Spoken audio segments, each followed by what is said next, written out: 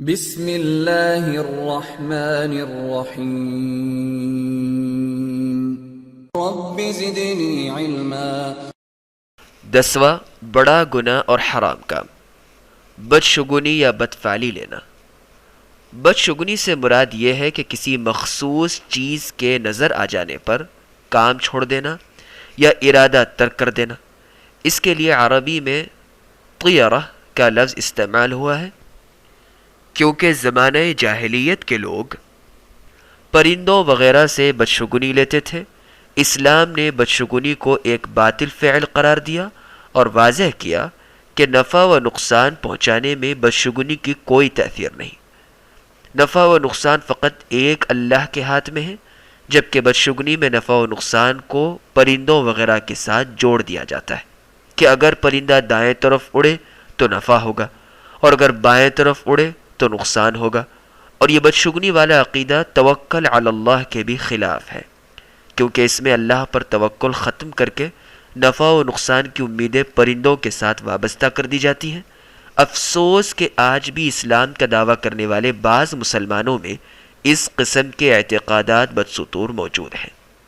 پاک و ہند میں اس بات کا مشاہدہ کیا جا سکتا ہے کہ بعض شعبدہ باز مداری بازاروں، پارکوں، تفریح گاہوں وغیرہ میں چند طوطے اور لفافوں میں بند خط نما کارڈ لیے کپڑا بچھا کر بیٹھ جاتے ہیں اور لوگوں کو دعوت دیتے ہیں کہ صرف 50 پیسے ادا کر کے فال نکالیے اور اپنی قسمت کا حال معلوم کیجیے۔ چنانچہ جو شخص مداری کو اس کی اجرت 50 پیسے ادا کرے تو مداری طوطے کو پنجرے سے نکال کر اس کی غذا دانہ وغیرہ اسے کھلاتا ہے اور پھر اس سدھائے ہوئے طوطے کو اپنے مخصوص اشاروں سے کسی ایک کارڈ کو اٹھا لینے کے لیے چھوڑتا ہے۔ وہ طوطا اپنی چونچ کے ساتھ ایک ایک کارڈ کو پلٹتا ہے اور بالآخر درمیان میں سے کسی ایک کارڈ کو اٹھا کر مداری کے پاس لے آتا ہے اور مداری وہ کارڈ پڑھ کر سناتا ہے جس میں قسمت کی مختلف باتیں لکھی ہوتی ہیں، مثلا یہ کہ تمہاری شادی جلدی ہوگی، تمہارے مال میں برکت ہوگی وغیرہ۔ اس قسم کے شعبدہ بازوں کے پاس جا کر فال نکالنا حرام ہے، کیونکہ ہر انسان کی قسمت تقدیر میں لکھی جا چکی ہے جسے اللہ کے سوا کوئی نہیں جانتا۔ نہ تو مداری ہی مستقبل میں پیش آنے والی خبریں جانتے ہیں اور نہ مداریوں کے طوطے قسمت بدلنے کا اختیار رکھتے ہیں۔ قسمت بدلنا اور علم غیب صرف اور صرف اللہ وحدہ لا شریک لہ کی صفت ہے، اس صفت میں اس کا کوئی بھی شریک نہیں۔ اور یہ اعتقاد رکھنا کہ مداریوں کے طوطے بھی مستقبل کی قسمت بتا سکتے ہیں سراسر عقیدہ توحید کے منافی اور واضح ترین شرک ہے۔ اور موجودہ زمانے میں علم و آگاہی کے اس ترقی یافتہ دور میں بھی اگر امت اسلام اپنی قسمت کو طوطوں اور مداریوں سے معلق کر دے تو پھر اس کے نصیب میں ذلت اور رسوائی کے علاوہ اور کیا ہوگا۔ اللہ سے دعا ہے کہ اس امت کو عقیدہ توحید کی سمجھ عطا فرمائے، آمین یا رب العالمین۔ کسی چیز کو دیکھ کر بدشگونی لینا حرام کام ہے۔ اللہ نے ارشاد فرمایا فَإِذَا جَاءَتْهُمُ الْحَسَنَةُ قَالُوا لَنَا هَذِهِ وَإِن تُصِبْهُمْ سَيِّئَةٌ يَطَّيَّرُوا بِمُوسَى وَمَن مَّعَهُ۔ سورۃ الاعراف آیت نمبر 131۔ جب ان یعنی آل فرعون پر کوئی خوشحالی آتی جیسے رزق کی فراوانی اور عمدہ صحت وغیرہ تو وہ کہتے ہیں یہ تو ہمارا حق ہے، ہمارے لیے ایسا ہونا چاہیے، یعنی شکر الہی کے بجائے یہ کہتے ہیں کہ یہ نعمتیں اور خوشحالی تو ہمارے حسن انجام اور ہماری محنت کا نتیجہ ہے۔ اور اگر ان پر کوئی آفت آتی ہے جیسے قحط، مہنگائی، بدحالی وغیرہ تو موسیٰ علیہ السلام اور ان کے ساتھیوں کی نحوست بتاتے ہیں۔ موسیٰ علیہ السلام اور ان کے مؤمن ساتھیوں سے بدشگونی لیتے اور کہتے کہ یہ ساری آفت ہم پر فقط موسیٰ علیہ السلام اور اس کے ساتھیوں کی نحوست سے آئی ہے۔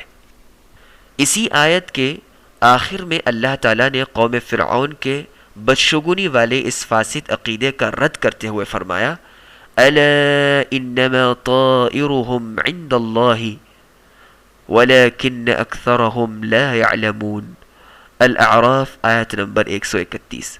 خبردار یاد رکھو کہ ان کی نحوست اور بدقسمتی اللہ تعالیٰ کے علم ہے، لیکن ان کے اکثر لوگ حقیقت حال نہیں جانتے. یعنی نحوست کا اصل سبب تو اللہ تعالیٰ کے علم میں ہے، اور خیر و شر جو کچھ ان کو پہنچ رہا ہے تمام کا تمام اللہ تعالیٰ کے فیصلے اور تقدیر کے مطابق ہے، جو ان کے اعمال کے سبب ان کے حق میں لکھا جا چکا ہے. کسی کی نحوست کا اس میں کوئی دخل نہیں، مگر جو عوام ہے وہ تو خیر اور شر کو ظاہری اسباب کی طرف منسوب کر دیتے ہیں، جس طرح قوم فرعون نے نحوست کو موسیٰ علیہ السلام اور ان کے ساتھیوں کی طرف منسوب کر دیا. تو اللہ نے فرمایا ہرگز ایسی بات نہیں، ان کی نحوست کا اصل سبب تو اللہ کے علم میں ہے، اور وہ ہے ان کا کفر، نہ کہ موسیٰ علیہ السلام اور ان کے ایماندار ساتھی. عربوں میں جاہلانہ اعتقاد رائج تھا کہ جب وہ کسی کام مثلا سفر وغیرہ کا ارادہ کرتے تو پرندہ پکڑ کر ہوا میں چھوڑتے، اگر وہ دائیں جانب اڑتا تو اس سے نیک شگون اور اچھی فال لیتے اور اپنا کام کر گزرتے، اور اگر وہ بائیں جانب اڑتا تو اس سے بدشگونی اور برا گمان لیتے ہوئے کام کا ارادہ ترک کر دیتے. نبی کریم صلی اللہ علیہ وسلم نے بدشگونی کا شرعی حکم ایک حدیث میں یوں بیان فرمایا: الطیرۃ شرک، بدشگونی شرک ہے. بدشگونی کو شرک اس لیے قرار دیا کہ مشرکین عرب یہ اعتقاد رکھتے تھے کہ ان کا نفع و نقصان پرندے کی جہت پرواز پر منحصر ہے، یعنی پرندہ جس سمت اڑتا ہے اسی اعتبار سے وہ فال لیتے، حالانکہ نفع و نقصان کا مالک تو صرف اللہ تعالی ہے. گویا نفع و نقصان کے حصول میں انہوں نے اللہ تعالی کے ساتھ پرندوں کو بھی شریک بنا دیا تھا. آج بھی بہت سے کمزور عقیدہ مردوں عورتوں میں یہ شرکیہ وبا عام ہے. مثلا اگر صبح سویرے کوا گھر کے منڈیر پہ آ بیٹھے تو کہتے ہیں آج ضرور گھر میں کوئی مہمان آئے گا، یا اگر کسی کو راستے میں بلی نظر آ جائے تو سفر کا ارادہ ترک کر دیتا ہے، یا اندھا آدمی نظر آ جائے تو دکان نہیں کھولتا. تو اس قسم کی سب چیزیں بدشگونی میں شامل ہیں جن کو شریعت نے حرام قرار دیا، اور صرف ایک اللہ پر توکل کرتے ہوئے فقط اسی سے نفع و نقصان کی امید رکھنے کی تعلیم دی ہے. اسی طرح بعض مہینوں، دنوں، نمبروں یا ناموں سے بدشگونی لینا بھی حرام ہے، نیز عقیدہ توحید کے منافی ہے. مثلا صفر کے مہینے میں نکاح نہ کرنا، ہر مہینے کی آخری بدھ کو ہمیشہ منحوس سمجھنا، ہنسا نمبر 13 کو منحوس سمجھنا. مصیبت میں مبتلا کسی آفت زدہ شخص کو دیکھ کر بدشگونی لینا، مثلا کوئی گھر سے دکان کھولنے کے لیے نکلا اور راستے میں کسی کانے بھینگے شخص پر نگاہ پڑ گئی تو اس کو منحوس سمجھتے ہوئے واپس پلٹ آئے، اور اس خوف سے کہ کہیں دکانداری میں نقصان نہ ہو جائے اس روز دکان ہی نہ کھولے. ہند و پاک کے بعض علاقوں میں جاہلانہ اعتقاد بدصدور موجود ہے کہ لوگ محرم کے مہینے میں نکاح کرنے کو بہت منحوس سمجھتے ہیں، اور جو محرم کے مہینے میں لازمی ہی شادی کرنا چاہیے اسے ڈراتے دھمکاتے ہیں کہ تمہارا نقصان ہو جائے گا، تمہاری بارات کا راستے میں ایکسیڈنٹ ہو جائے گا وغیرہ. اس قسم کے اعتقادات محض شیعہ حضرات کی مشہور کی ہوئی خرافات اور پروپیگنڈے ہیں. ان کی کوئی بھی شرعی حیثیت نہیں، بلکہ یہ وہی بدشگونی والے جاہلانہ اعتقادات ہیں جنہیں مٹانے کے لیے اسلام آیا. اس لیے توحید کے پابند تمام صحیح العقیدہ مسلمانوں کو ان خرافات و بدعات کا ڈٹ کر مقابلہ کرنا چاہیے، اور جاہلیت کی زنجیروں میں جکڑے ہوئے اپنے سادہ لوح مسلمان بھائیوں کو اسلام کا سیدھا صاف و شفاف یعنی قرآن و حدیث والا راستہ دکھلانا چاہیے.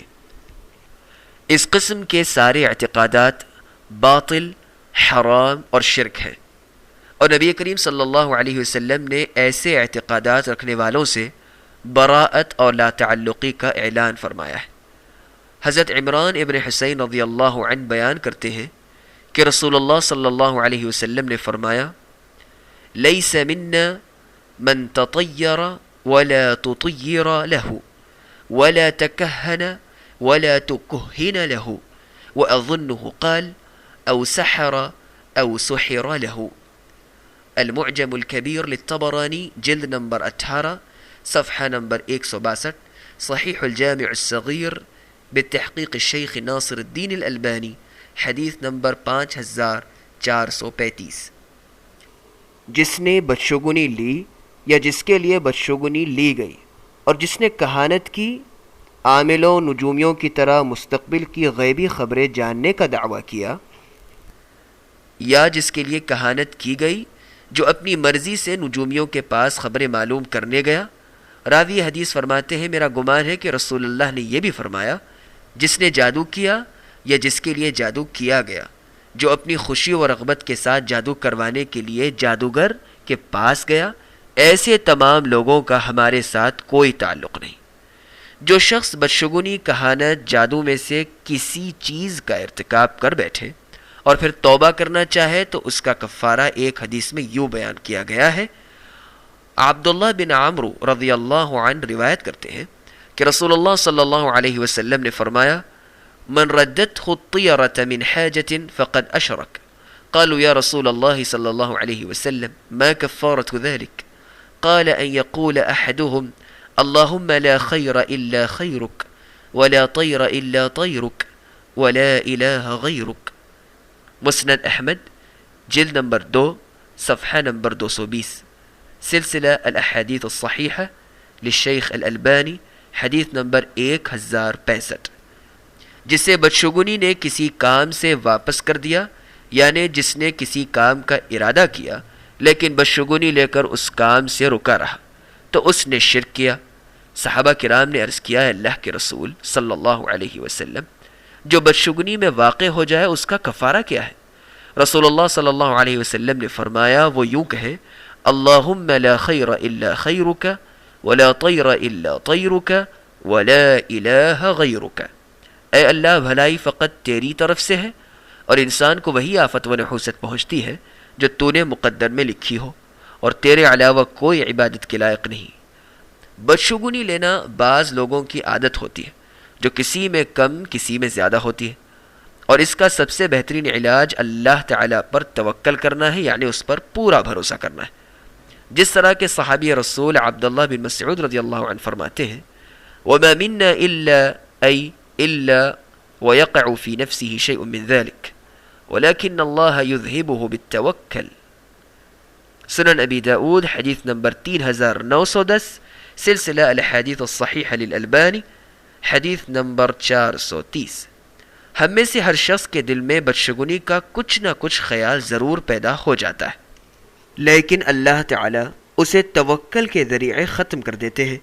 یعنی اگر کسی کے دل میں بدشگونی کا خیال پیدا ہو جائے اور وہ صرف اللہ تعالیٰ پر بھروسہ کرتے ہوئے اس بدشگونی پر کوئی توجہ نہ دے اور اپنا کام کر گزرے، تو اللہ تعالیٰ بھی اس کے دل سے بدشگونی کا اثر مٹا دیتے ہیں اور محض خیال آنے پر اس کی گرفت نہیں فرماتے۔